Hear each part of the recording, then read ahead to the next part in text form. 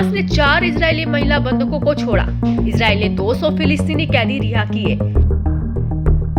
एक बंधक के बदले 50 कैदियों की हुई रिहाई से गाजा में बरसों बाद जश्न, फूट रहे पटाखे।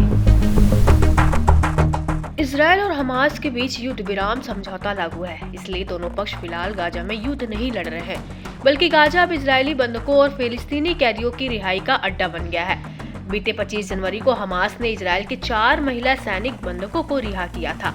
इसके बदले में तय डील के मुताबिक इजराइल ने भी फिलिस्तीनी कैदी की रिहाई की। इजराइल ने 200 फिलिस्तीनी बंदियों को रिहा किया, यानी अपने एक इजरायली बंधक के बदले 50 कैदियों की रिहाई की। इजराइल ने फिलिस्तीनी कैदियों से भरी 3 बसों को वेस्ट बैंक के रामला सिटी पहुंचाया, जहां बड़ी संख्या में लोग पहले से ही उनके स्वागत में इंतजार करते दिखे। इस दौरान रिहा किए गए कैदियों के लिए एक विशाल सार्वजनिक स्वागत समारोह आयोजित किया गया। खास बात यह है कि रिहा होने वाले 200 लोगों में से 121 इजरायली जेलों में आजीवन कारावास की सजा काट रहे थे। कुछ को इजरायली अदालतों ने कई हत्याओं के लिए दोषी तक ठहराया था। खैर, इजराइल अपने बंधक बनाए गए लोगों के बदले में इस कुर्बानी को सहन कर गया।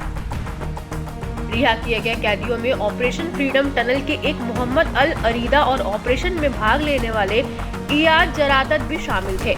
जनीन कैदियों में सबसे लंबे समय तक जेल में रहने वाले रायत अल सादी, जिन्होंने 2 आजीवन कारावास और 20 साल की सजा के तहत 36 साल इजरायली जेलों में बिताए। थाबेट अल मर्दावी, जिन पर शट्टा जेल में सुरंग खोदने और भागने का प्रयास करने का आरोप था, वो भी रिहा कर दिया गया।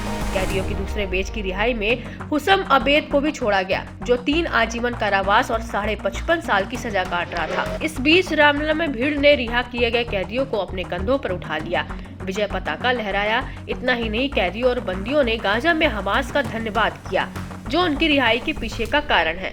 रिहा किए गए कैदियों और बंदियों की बसों के वेस्ट बैंक पर पहुंचने के साथ ही 16 बंदी खान यूनिस में गाजा यूरोपीय अस्पताल पहुंचे, जहां लोगों की भीड़ ने उन्हें रिसीव कर हमास के समर्थन में नारेबाजी की। इस बीच कई फिलिस्तीनी कैदी और बंदी मिस्र के रास्ते में राफा क्रॉसिंग पर पहुंचे।